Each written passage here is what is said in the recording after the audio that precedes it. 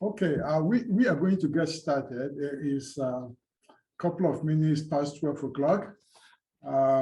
Again, good afternoon and welcome to our fifth series of All Things COVID on the Dean's Forum. Today is October 25th, 2021.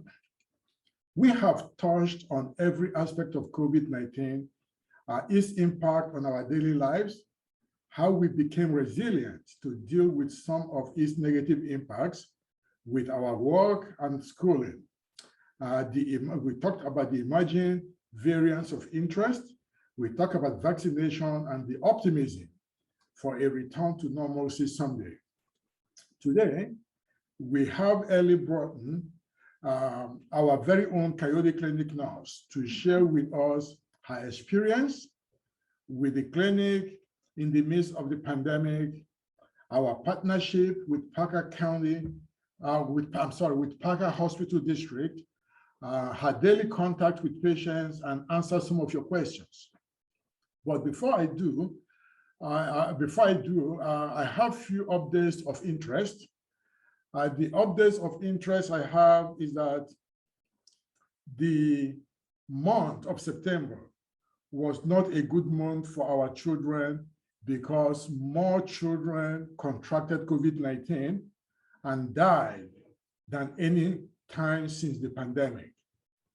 More than 6 million have tested positive since the pandemic, with 1.1 million recorded in the month of September alone. About 41 children under the age of 15 died, according to CDC data. Of course, the hopeful thing is that vaccination for children 5 to 11 will most likely be authorized tomorrow by the FDA Advisory Committee, and then CDC will follow November 2nd. We are hopeful for that. And I'm going, before I have Ellie take over and share some of our insights with you, I will be sharing some polls with you where you have to answer a few questions intermittently. All right. So at this time, I'm going to move the slide to reflect to today's discussion on our past series. We're going to be talking about COVID and the clinic, Coyote Clinic collaboration with Parker County Hospital, and of course, and the rest of the information you can see right there on the screen that I'm sharing with you. So at this time, I'm going to have Ellie to take over from here. Thank you. Thank you. Hello, everyone. I'm the Weatherford College school nurse. And I'm going to tell you a little bit about how we started and what's transpired. We opened the clinic already in the pandemic, and it was actually in the dorms in 3108. We used a lot of their furniture, and we used furniture from the library and things that we had, and we got it up and running. Thank you. And now this is a picture of our waiting room and of our exam room. So we've got it where we can actually see patients and transmit some visits and things. Next. We are in conjunction with the Parker County Hospital District. Our medical providers are Dr. Stephen Welch, Elizabeth Hingley, and Mary Grace Vaughn. Dr. Welch is the one that oversees everything, and he is the one that writes the orders which the clinics can follow. Every school in Parker County that has a school nurse has a telehealth clinic. So we are just one big group there. We follow the same orders though, okay? When somebody comes into the clinic, I have the same thing for every person. They come in, they wash their hands, they put on a clean mask, and they make out one of the wellness checklists. That gives me an idea if they have something that is contagious, whether it's COVID or strep throat or the flu or whatever. But if they have 2 or more symptoms, then they get a rapid COVID test. If it is positive, then I counsel with them and give them information and they go to quarantine. If it's negative, then they see one of the medical providers via the telehealth machine. And through the telehealth machine last fall in 2020, everyone got an exam. And with the tools, I'm able to help them with the cameras, and we check their ears, eyes, nose, throat, and what I see from my side, the medical providers are seeing on their screen and able to talk to the patients, and patients are able to talk to them and see them. And like I said, in 2020, the fall, everyone got an exam, and it's probably only by the grace of God I didn't get COVID. A number of nurses got COVID, and so Dr. Welch changed things up as far as how we went about seeing patients, okay? So last fall when we opened, and we weren't really, it wasn't well known that we were even open or what we were doing. And so we saw just a little less than 60 patients. I did 21 negative COVID tests and 7 positive COVID tests, and quarantine due to exposure was 38 people. In the spring, it picked up a little bit. We saw 112 patients. I did 67 negative tests and 16 positive tests and 24 people that had to quarantine. This fall, we've seen about 250 patients. I've done 134 negative tests, 49 positive tests, and then 38 that had to quarantine. And now, like I say, the first thing we do is the positive rapid test. And if it's positive, they go home to quarantine. If it's negative, then they see one of the providers.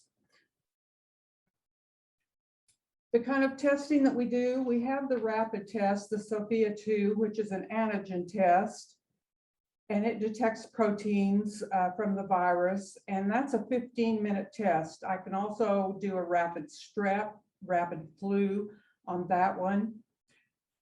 And the other machine that I have is the CEPA Gene Expert, and it does the polymerase chain reaction test. It actually looks for little bits of the genetic material in the sample. And with one swab, I can run COVID, flu A, flu B, and RSV on the same swab in 35 minutes. And I can do a throat swab for strep throat in about 20 minutes. And it is seen as more definitive in its accuracy and everything than the rapid test is. But the doctors ordered that as they see fit with that one.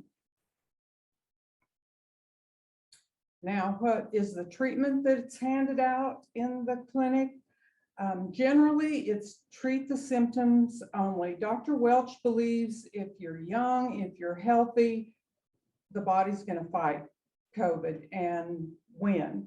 But if they do have a lot of congestion, cough, fevers, nausea that bother them a lot, we have a sheet that I give to everyone that has some tips on there, things they can buy over the counter. If they need further care than that, they call in, and the providers can call them in prescriptions, and especially corticosteroids if they're having respiratory problems, usually as an inhaler. And sometimes they'll order that for them and just tell them to pick it up, have someone do the drive-through and pick it up if they need it. But generally, rest to fight the virus is needed. And that's why we tell them quarantine for 14 days, longer if they still have a cough and congestion, running fever, to do it even longer. Maybe the body hasn't completely recovered. Okay.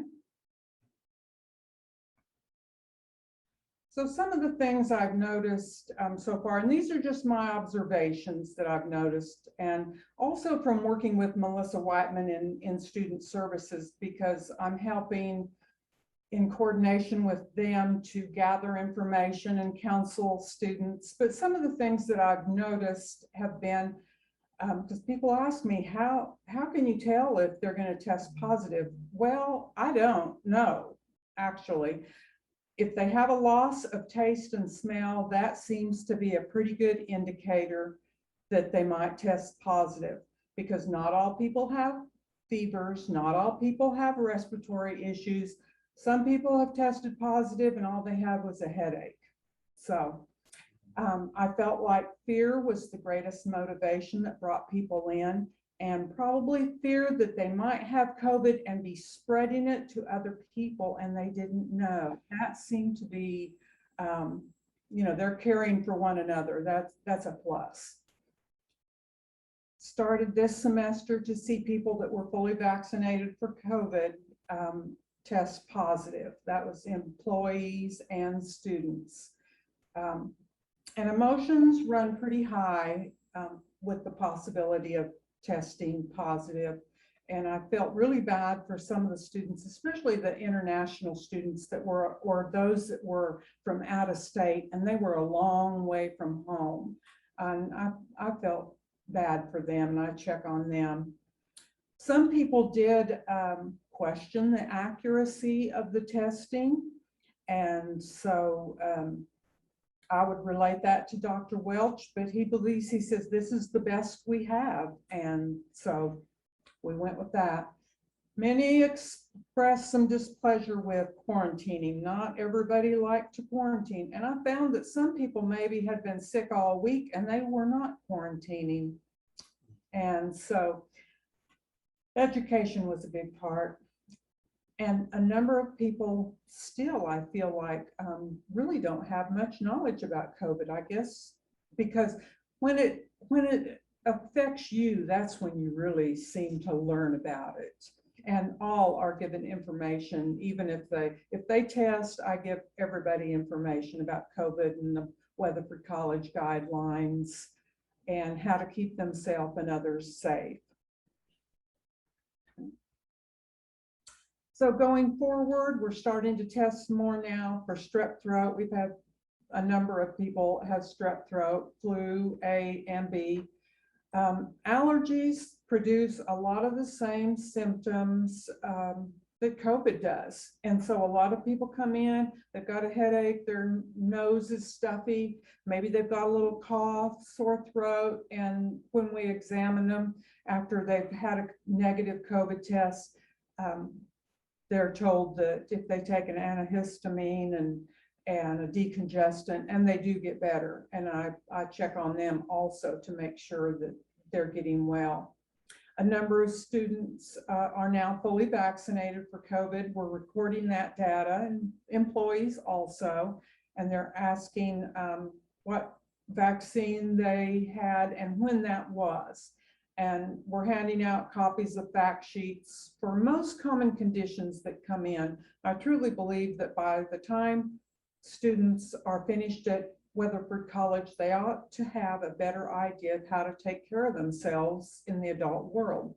And I do have a desire to educate more on social media and maybe outreach. Before we get to that part, Okay. let me share a poll.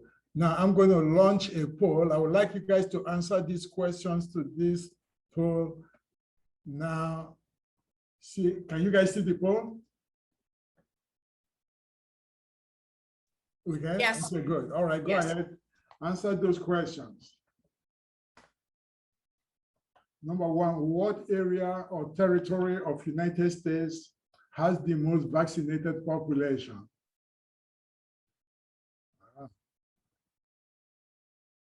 Okay.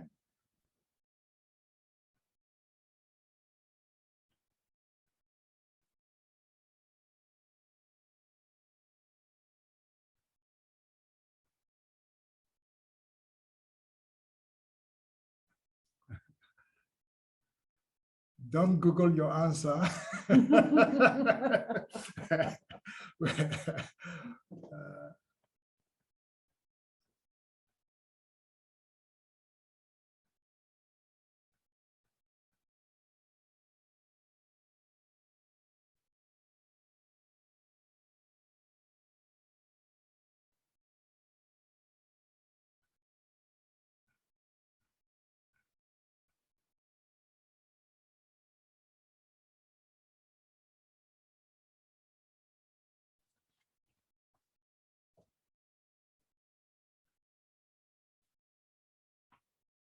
That's a very tough quiz.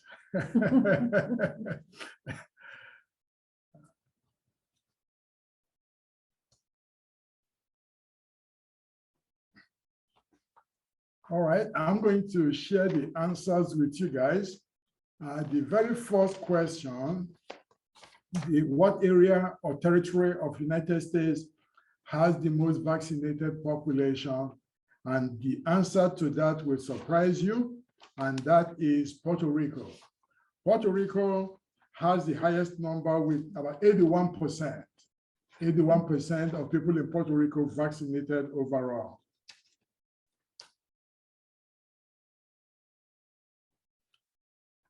And of course, the second question, what percentage of USA population is fully vaccinated? The answer is 66% of United States population that are fully vaccinated. We have Puerto Rico at 81%. We have Vermont at 79%, Massachusetts at 79%, Hawaii at 78%, Connecticut at 78%. Unfortunately, Texas at 53%, 52.8, 53% in Texas. And of course, USA as a whole is 66%. That's why we have those numbers. And then the question number 3, all vaccines are fully authorized for booster shots. The answer is true. All 3 vaccines, the Pfizer, BioNTech is authorized, the Moderna and the J&J are also authorized. So all the 3 vaccines we have are authorized for booster shots right now. And of course, for the booster shots, you get for those with Pfizer and Moderna, you will get half of the dosage that you received initially at the very beginning. So that's what you get for the booster. And for those with J&J, they can have a mix and match. So which means they can choose to have the booster shot for Moderna or Pfizer. That is, the mix and match is only recommended for those who receive J&J because of the efficacy of J&J. And everybody who received the J&J, regardless of their age, are eligible for the booster shots. But that is not the case with Moderna and Pfizer. You have to be 65 and older and fall within certain other categories of immune compromise or your job-related activities. So, and then the fourth question, the Molnupiravir, the way it's called, is the first oral antiviral drug for treating COVID-19. The answer to that is yes, true. It is the first drug, oral drug you take by mouth that has been produced by Merck Pharmaceutical. The study is still going on with the FDA authorization to start using it, but it's going to be a game changer. And let me also say this, it is only designed for those with mild to moderate symptoms. If you have severe case of COVID, it will not work for you. So just the same way the monoclonal antibody, okay, the same way monoclonal antibody works, that's the way it's going to work for you to utilize it at the very early stage of the infection, while it is still mild or moderate, not when it's very severe. All right.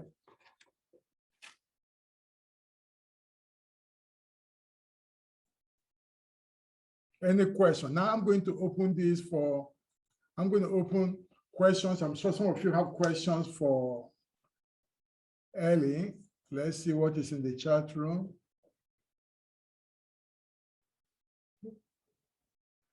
Oh, is the rapid COVID test the nasal swab? Yes, it is. It's a nasal swab. All right, any other question? Go ahead, ask your questions. I'm sure you have many questions to ask.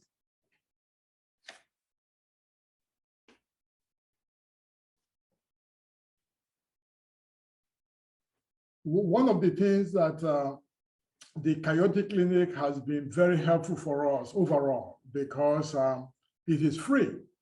Remember now, it is free for our students. And do you charge faculty, staff? Is there any charge? The staff that has insurance, if they're full-time and they have insurance, insurance pays for their visit if it's a COVID-related visit, yes. Otherwise, it's a $30 copay for employees. Mhm. Okay, how about, so our adjuncts? It'd be $30. $30. $30 copay. All right. Okay. All right, any other question? Hi, it's Tasha. What are the hours for the clinic? We're open 10 to 12 and 1 to 3, Monday through Thursday. We're in the process of hiring another nurse. So, you know, we could work every other day. And in the spring, hopefully, we will be open from 9 to 12 and 1 to 3, Monday through Thursday, and 9 to 12 on Friday. Because sometimes if they come in on Wednesday, the providers would like to see them on Friday. And at this time, I'm having them go to the remote school clinic across the street from the hospital here in Weatherford. But hopefully we can get some extended hours in the spring. And that applies as well to the students who are living in the dorm? Yes. Okay. Yes. And again, the clinic is open for all health-related issues, not just for COVID-related issues, for all health-related issues. That's right, because if there's something that we can't see, we can't help them with in the clinic, and number one thing tends to be birth control, and so they get referred to the Campbell Clinic, and they can be seen there. Sometimes if they have some questions, some issues with sexually transmitted things, I refer to the Options Clinic, and they can be seen free there, seen and treated there for free. Okay, does the college plan to offer more COVID vaccination clinics for employees and students? Not that I'm aware of. If we see that people really need to do that, they want to do that, then they might do that. But right now, employees and students can go to the remote clinic on Anderson without an appointment and get their vaccines for COVID. Parker County Hospital District also has an immunization clinic on Pecan Street that they can get their TB tests, their meningitis vaccines. And I've received my vaccines there for years, and it's probably the cheapest in town, really, to get that done. Yeah, I received, my wife and I, we received our booster shot yesterday. So I just have to announce that. that I couldn't wait for Moderna to clear. As soon as the authorization came through last week, I said I was going to be the first, just as I was the first when it was initially approved by FDA in January. So yes, I did get my booster shot yesterday, and I feel good about it. The ironic thing is that while we were there at the place waiting to get the booster shot, there was a young man that came by the counter to talk to the pharmacist. With all these misinformation ideas, he was talking about how they should be given the vaccine, and that the vaccine could be penetrating into people's veins and severing people's veins. And it was just going on and on and on. Then I was tempted to just jump in and tell him, say, hey, my wife held me back, say, you shut your mouth and don't say a word, you know? So I controlled myself to some extent. And And he went on and on with this misinformation that he read here in social media, and that the vaccinators need to protect themselves from lawsuit because somebody's going to sue them if they inject into their veins. And anyways, he left after about 5 minutes of rambling. He left. I told the pharmacist, I said, you are a very patient person. Because if he was me, I would just tell him, say, why don't you, if you don't want the vaccine, why don't you just get the, out of this place? But the vaccination is given in the muscle, and wherever we give the vaccine is filled with capillaries, and so that they can be absorbed into the blood vessel, that way to be transported to wherever they will initiate the protein formation in the body, and then thereby induce the antibody production. So instead of the person coming to ask questions, they came in there to give misinformation as if they're an expert. And I just thought that was baffling. But anyways, yeah, any question, any other question from the group? No other question? All right. Let me, the last time we talked about the variance of interest. But before I talk about it, before I go back into that variance of interest, one other thing here is this. In recent times, the recent research has shown that people who are vaccinated and who never had COVID and who never had allergies before in their lives, some of them are beginning to develop things like allergic reaction, of coughing and sneezing and all those things. It's okay. It's just that we don't know how long it's going to take, but those are some of the things that we are noticing now in patients who are fully vaccinated, that they are exhibiting some of those symptoms of allergic reaction. So they are not transmitting the virus. People who are fully vaccinated can still harbor the virus in their nostrils, but they cannot transmit it because they don't have enough. The antibody that they build up will prevent them from accumulating too much of those virus. All right. So vaccinated people can be around each other as long as they want without transmitting it to each other. However, the unvaccinated person can contract it from maybe extensive exposure amongst those people. If they spend a lot of time among those who are fully vaccinated that are shedding very minute of those viruses, they can build up the viral load in their system to get sick. But the vaccinated individuals may not get sick. So that's the tricky thing about all this. So vaccination could lead us to the promised land. It could lead us back to normalcy where we were before the pandemic. So I just want to share that part of information with you.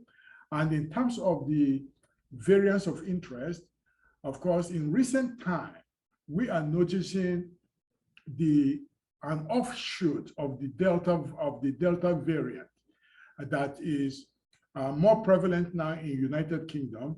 And we have seen some of those in United States, but not very much. So the vaccine is working because the vaccine is slowing down the mutation and variance of interest. All right, any other question? Any question that we can take? Ellie is here to answer your questions. Anything you want to ask?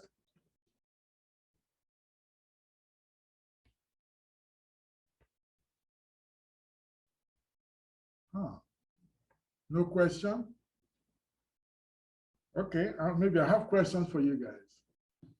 No, not in the poll. Sorry, I didn't get enough poll questions. Let me see. Ellie, any more thing you want to share with them? Anything else you want to say? Let me put up this last slide here. One thing I would share is that I always appreciated it when faculty members or employees would tell the students about Coyote Clinic and how to get pre-registered. In the process of securing a computer where they can pre-register in the clinic, but if they already have that done, they just have to do it one time the whole time they're at Weatherford College. And that really speeds things up then when they get to the clinic, if all their information is already in there. And two, if they do go like to one of the other clinics, those clinics can access that information also, as well as the Campbell Clinic. And I did appreciate when faculty would tell them to come on down. They saw that they were coughing and the students would say, well, I just think it's allergies, or I just think it's a cold. And sometimes when they got down there and got tested, indeed, they did test positive. And so then they would quarantine or receive treatment for their allergies if it was just allergies, because that seems to be one that mimics a lot of the symptoms. Yeah, that's very true. You know, that's the people tend to say that, oh, I have allergies and it's allergy. We say, well, get tested anyway. Mm-hmm. You know, it doesn't hurt to get tested. And surprisingly, maybe 50% of the time, or if not more, it turns out that they had COVID. And so it's always good to intervene quickly. Even if they find out they have that COVID, maybe symptomatic treatment and rest could prevent the symptoms from magnifying, you know. And what we try to prevent here, if you recall from our previous discussion, is the long haul, the symptoms that stays on and on and on and never go away. So if we can mitigate those little symptoms at a very early stage, the better off we are. So get tested if you feel you have those symptoms of that mimics allergy. Okay. So what will happen with SARS-CoV-2? You want to say something? Go ahead.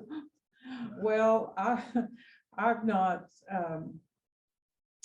If my prayers would have been answered, it would have been done last fall, but that didn't happen. And we do seem to have fewer cases now, and that it's waning somewhat. What's going to happen when we, start to get together during the holidays and things? I don't know.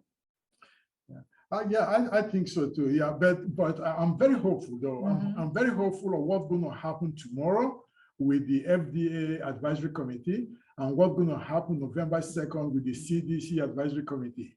If they can approve the vaccine, authorize the vaccine for young children to start before Thanksgiving, there's going to be a dramatic reduction in transmission by Christmas time.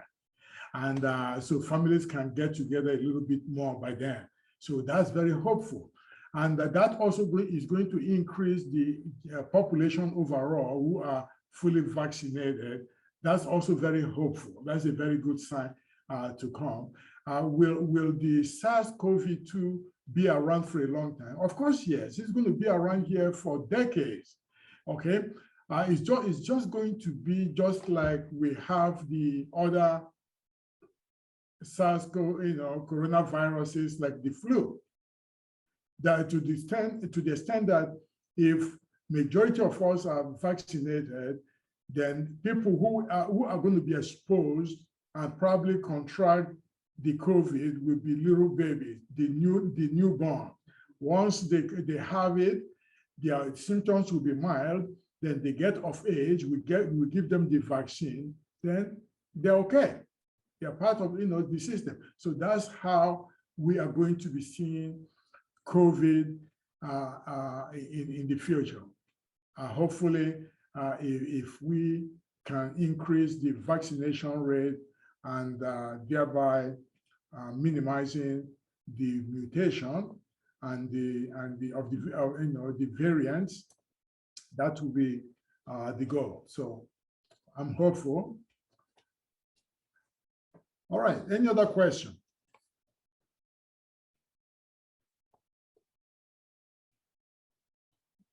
Questions? I'm sure a lot of people, we have been so educated about the COVID now, unlike this time last year or so, when we were still in darkness, just learning a little bit at the time about the COVID. Now the information is out there for us to learn, okay? Do you know what percentage of staff and students have been vaccinated? That's a good question. I do not. I know that a number of them that come, it seems to me that the athletes have higher rates. The athletes and students that are in the health sciences, those students seem to be, when I ask them if they're vaccinated, they answer yes. Maybe they're in the process of getting that. Maybe they've had one dose of the Pfizer or whatever, but usually they tend to have more.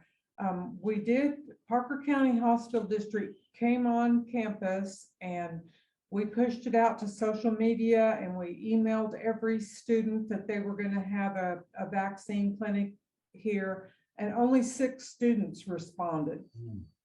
We had hoped it would be more than that. And the coaches thought that, well, if it was on campus, that, they just go in there to the DOS room and get that done. But we only had 6 people, 6 students that responded. And when they came on campus to do the flu shots, I think also they'd administer the first dose of the COVID vaccine. And I do not know how many took advantage of that. I don't know. Yeah. The interesting thing is that we are not keeping the record, following people, to see who is vaccinated and who is not, because of the state mandate. It's a state law. But in some other states, the institutions can tell you what percentage of their students, staff and faculty who are vaccinated. They can, and those who are not. But we cannot actually give you that number. However, if you take people's name or their last 4 digits of their social and run it into the database, you can find out who is vaccinated and who is not, because they ask you those. Okay. If you go to your local drugstore, say CVS or Walgreens or Walmart, to get vaccinated, once they can enter your name and pull up your data from where you vaccinated previously. They can tell that. Even if you have been to your doctor in the last 3-4 weeks to get vaccinated for the flu shot, they will pull that information, but that information is readily available. And that is the good thing about keeping data on record, electronically nowadays, that anybody can pull up those information easily. Yeah, but unfortunately, we are not tracking the numbers. That's state law.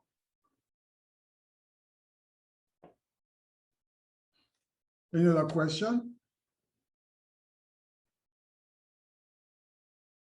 Of course, this week, let me just digress a little bit. This week is SAC's visit on campus. So I'm sure that some of you will be enjoying the visit of SACs on campus. They are visiting the satellite campuses today, and tomorrow they will spend most of their time tomorrow on campus. Some of us will get to meet them tomorrow, and some of you, maybe not, but they might run into some of you to talk to you and ask you questions. And I hope every one of you understand what our QEP is all about. You understand roots and the meaning of roots and what it's all about. And again, through that QEP and roots, we still wanted to promote to your students that healthy living is important. Staying healthy is important. And if they are sick, to take advantage of the Coyote Clinic because it's part of that resources that is available to students, part of our QEP. For students, they cannot say they don't have money to go to the doctor or so it's all here. And why the telemedicine that Ellie mentioned, why with the stethoscope and everything, as she places it on the students or the patient, the physician will be hearing the same thing she's hearing from wherever they are. Wherever she's seeing in your ears or your eyes are projected on the screen, the physician is seeing the same thing. So the diagnosis is 100% accurate. It's just that being in the same room with you at the same time. So again, take advantage of it when you can. Not only your students, you, faculty and staff at will. All right. Any other question? We are getting close to 1 o'clock. It's about 12:42. We may have to let you guys out early if we don't have more discussion. But before we do, as usual, in our conclusion here, you will see on the screen there, always do your part to be a responsible citizen. Always wear your mask when you can, especially indoors, wear your mask, if you can. Limit your contact exposure, okay? Because we don't know who is vaccinated and who is not. So to limit the exposure, we limit our contact exposure. Practice social distancing, that never stopped. We never lifted that. And again, if you are exposed, have symptoms, get tested. If you are exposed, have symptoms, self-quarantine. And eat well, sleep well, get some exercise. If you need help, call someone. Call the Coyote Clinic. They are there for you to help you out at will. All right? All that being said, let me remind you again, we have another Dean's Forum next month, the last for this semester, and we are going to continue. Maybe there'll be some development in the area of COVID, whether vaccination or other things. So we are going to continue our series in November to end out the semester. Again, I appreciate every one of you joining us today. And if it is the last Monday of the month, it is the Dean's Forum. Thank you very much and have a very good day. Bye-bye, everyone.